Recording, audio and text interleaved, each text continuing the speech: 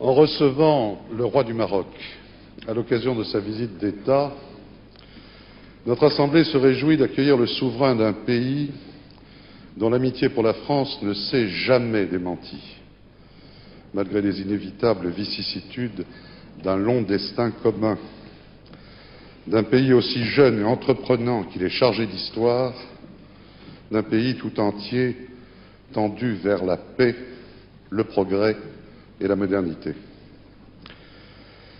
Mais comment, sire, ne pas évoquer en ces instants la haute figure de votre père, restaurateur de l'indépendance du Maroc? Comment ne pas penser avec émotion à ce grand roi qui aimait la France, qui n'avait jamais douté de son relèvement et qui n'imaginait pas que nos deux pays puissent se passer l'un de l'autre? Comment ne pas nous souvenir de ce sultan qui, dès le 3 septembre 1939, avait invité les Marocains à combattre à nos côtés, qui, tout au long de la Deuxième Guerre mondiale, se refusa à tout contact avec les autorités ennemies, de ce compagnon de la libération dont il fut si naturel et légitime qu'il assista le 18 juin 1945 aux côtés du général de Gaulle, honneur insigne, au défilé célébrant la victoire.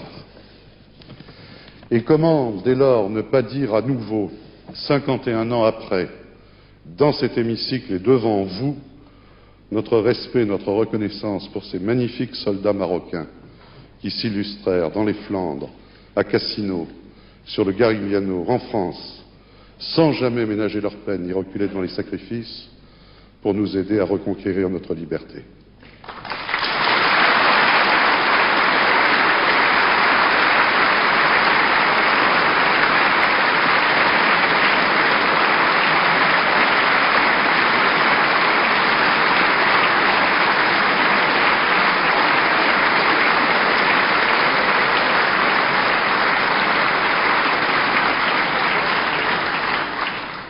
Vous êtes, il est vrai, sire, à la tête d'un grand peuple fier et courageux, d'un peuple ouvert aussi, chaleureux, héritier d'une grande culture à la fois arabe, africain et pleinement méditerranéen.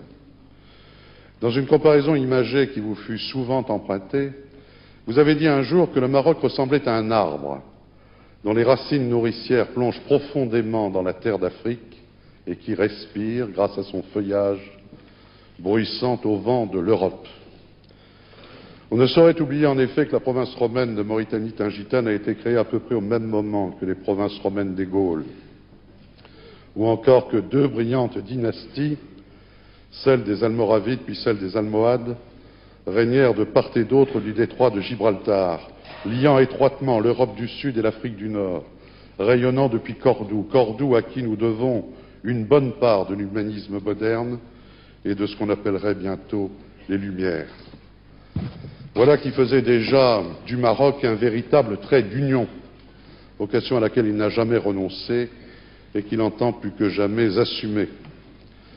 Voilà aussi qui aura contribué à inspirer au Maroc cette conception d'un islam serein et tolérant, ouvert au progrès technique et scientifique, comme en porte témoignage parmi tant d'autres réalisations la grande mosquée de Casablanca. Cette conception est aujourd'hui servie, sire, par l'influence considérable qui est la vôtre dans l'ensemble du monde islamique. Ce n'est pas par hasard que vous présidez l'organisation de la conférence islamique et le comité Al-Quds. Le sens de l'histoire et de la mémoire qui est votre marque, la volonté de modernité que vous savez allier au respect des traditions qui font l'âme d'un peuple, donnent à vos initiatives et à vos propos une autorité singulière. C'est dire que tout ce qui touche à votre démarche est important non seulement pour votre pays, mais aussi pour l'ensemble des riverains de la Méditerranée. Voilà d'ailleurs qui ne manque pas d'inspirer aux quelques 700 000 Marocains qui vivent en France une attitude souvent citée en exemple et fort bénéfique.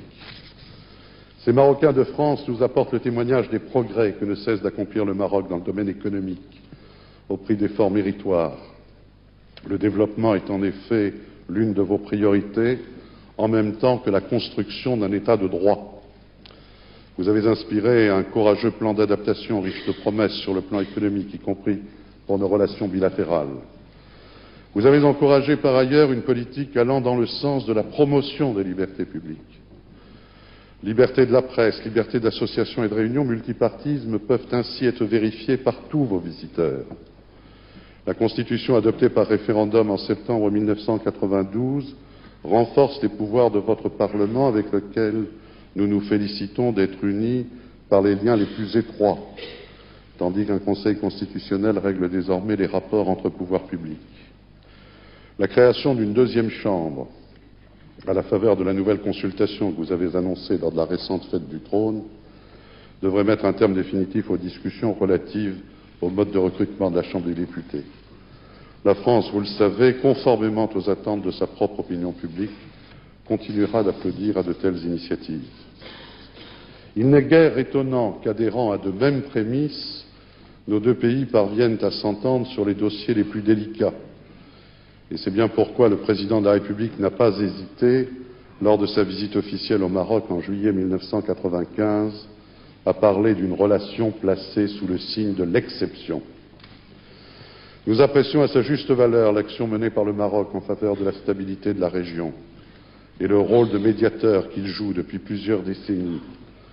Actions et rôles qui ont trouvé leur consécration dans les retentissants succès de la diplomatie marocaine de ces dernières années. Conférence des accords du GATT à Marrakech, sommet économique de Casablanca, sommet de l'Organisation de la Conférence islamique. Nos deux pays sont également conscients de la nécessité de promouvoir un rapprochement de l'ensemble des peuples qui bordent notre mer commune.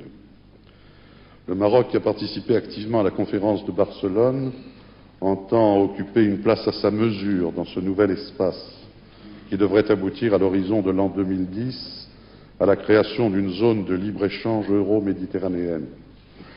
L'accord d'association conclu le 10 novembre dernier avec le soutien empressé de la France est particulièrement prometteur à cet égard. Oui, le Maroc et la France ont bien vocation à œuvrer ensemble à l'avènement de cette zone de paix, de stabilité, de prospérité et de coopération. L'action résolue du Maroc en faveur du processus de paix au Proche-Orient, votre implication personnelle si courageuse, sont d'ailleurs une contribution majeure à ce grand et noble objectif.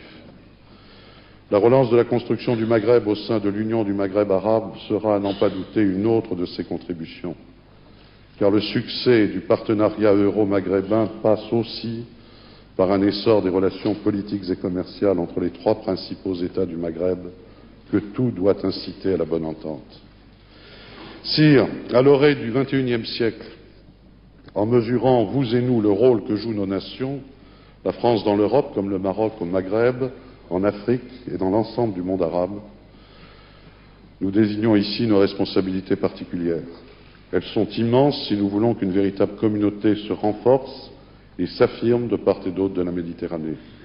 Nous devons donc plus que jamais resserrer nos liens. Dans l'histoire de nos relations, de nos convergences et de nos actions communes, votre visite en France est ainsi promise à un grand retentissement. Nous nous réjouissons que vous ayez choisi que votre passage à l'Assemblée nationale en soit un temps fort, car ce que vous avez à dire sera entendu au-delà de cet hémicycle et des frontières même de nos deux pays. Aurais-je assez dit, sire, combien vous êtes ici le bienvenu? Vous avez la parole.